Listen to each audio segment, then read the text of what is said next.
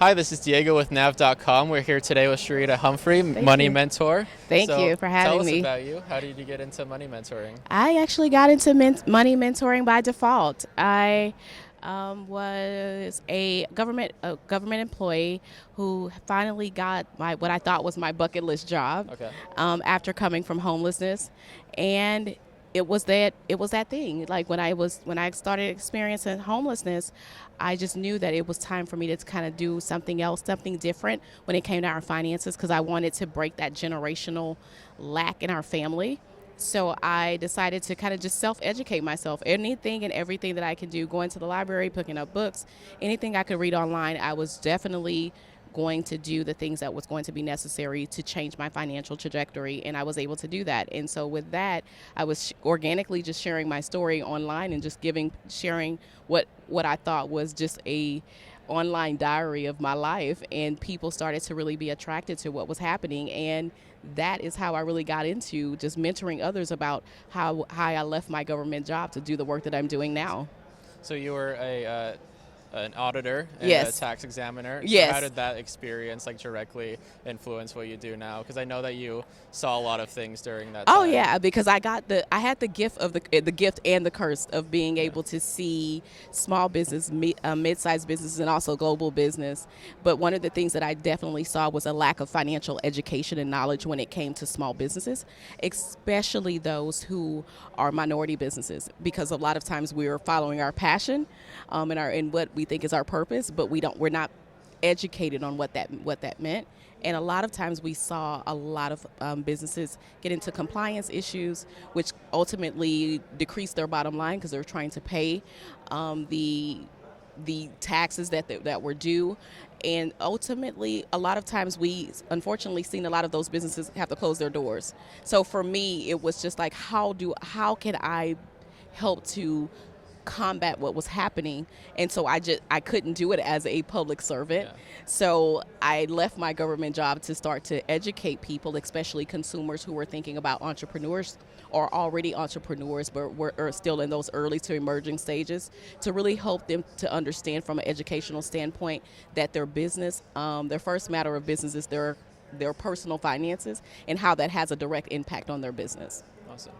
So what's a common mistake small business owners often make when it comes to money, and what would your fix for that be? One of the things that I often see with small businesses is that they don't understand how important a budget is. And because you need that same budget to be able to manage your business budget, and just being able to institute budgeting, because you want to know your numbers, you want to know what's going in and out on the personal side, because a lot of times, especially for new small businesses, you are your own sweat equity. So you don't want to get into a position where you end up having to go into debt and incur credit card debt, because most of the time that's what we're doing to start the business. But we don't want to stay there. That may be okay for a small time in the business, but you don't want to have to rely on the personal things that are happening when it comes to your finances to keep the business growing or to build it, make it sustainable. Yeah. Do you see a lot of people not separating their personal Oh, from business? commingling Yeah. for sure, Yeah. and that is the surefire way to get to the people who what in my previous area of work. That was the easiest way for us to get involved, Yeah. especially when there are no real separation of what's happening and when we come out there and we were doing audits and just kind of seeing that either you don't have a business bank account, you're kind of working out and operating out of all of those things, no real business structure. And so those are some of the things that continue to keep small businesses from getting access to local funding or grants and either bigger opportunities, because they're not in a compliance situation. Their businesses are not structured, and then they're commingling their finances.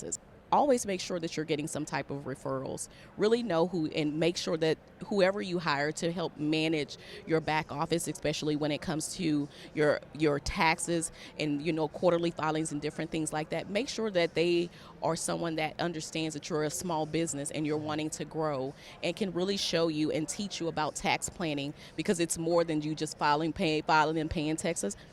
It's also making sure that you're really tax planning for that business for the future.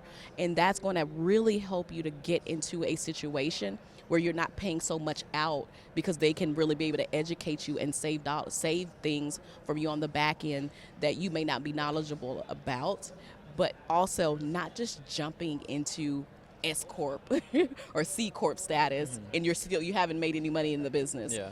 Understanding that there's a process to that, and of course you want to separate. An LLC may be okay for you in the beginning, but not having to just jump out there, because that's something that we're hearing on the internet or seeing on, that's trending. Yeah. Really understanding, and that's why I said having your own business power team will help you, because from a legal standpoint, hiring a small business attorney or someone who can advise you on areas that you may not know, to make sure that that business is being structured in the best way for your business right now, and then having some leverage on how to be able to grow that later on based on you growing the business and the revenues increasing. Awesome. Yeah. So we're at FinCon 21. What brings you to FinCon?